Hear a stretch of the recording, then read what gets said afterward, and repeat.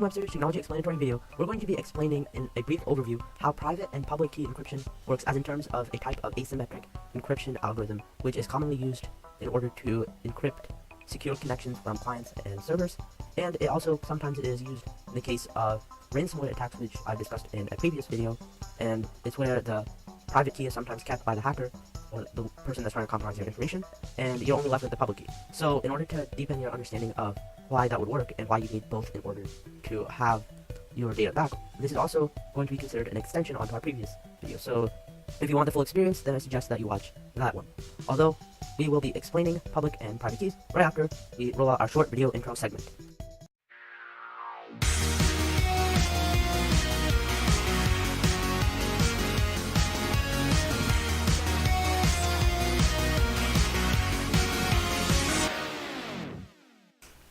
Okay, so let's start with a brief background of encryption.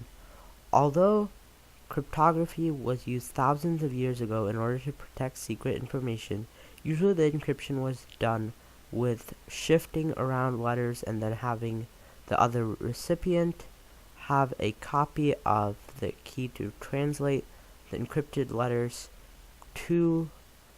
from the ciphered text into a readable text format.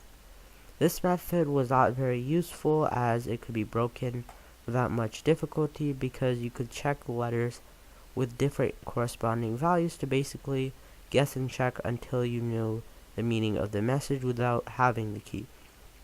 Although the time of the late 1900s, public key cryptography algorithms developed and the improvements keep coming as of today. Explaining the private key. So the private key is described as consisting of two prime numbers which are maintained as it being secret and are hidden. Explaining the public key. The public key is the output of those two large prime value numbers, and those two prime numbers come from the private key. So in order to reverse the public key to the private key would be very difficult because of the mathematical operations applied, which we won't go into further depth for the purposes of this video. Now let's explain how this concept works.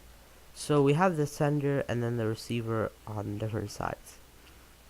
So the message is represented here.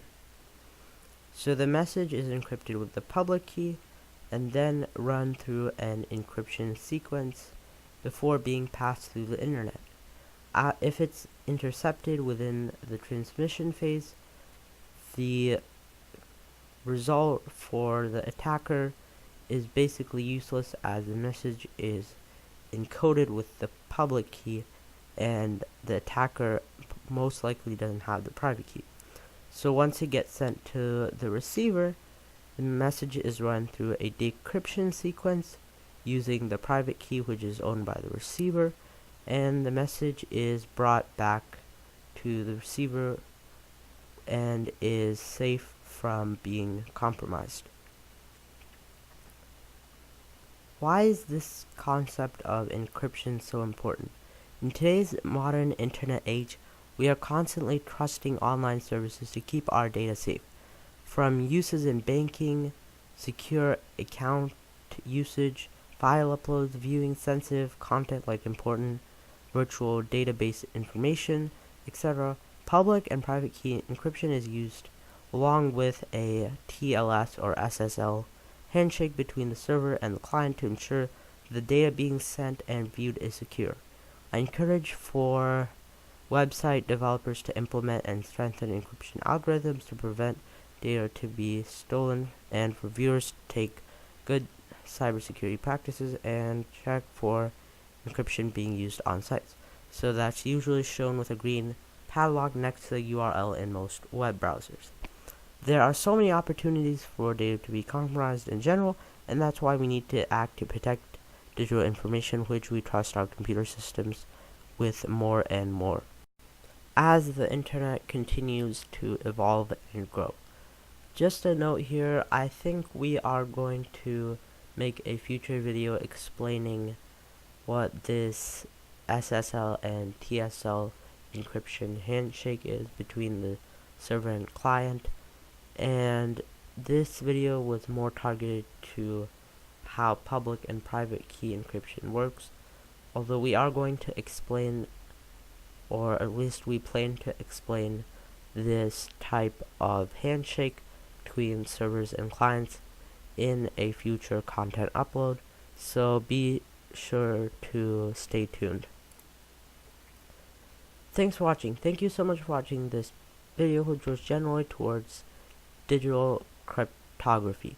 Please make sure to subscribe to this channel, press the boom up switch if you have not done so already, and have your bell notifications turned on in order to prevent missing any of our future uploads of content.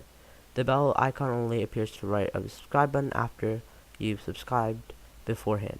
If you have any future video suggestions pertaining to the subjects of computer software, computer hardware, technology, topics explained, how technology works, or basically anything tech related, then please let me know in the comments below. As always, thanks for watching, and I'll catch you in the next content upload. Bye!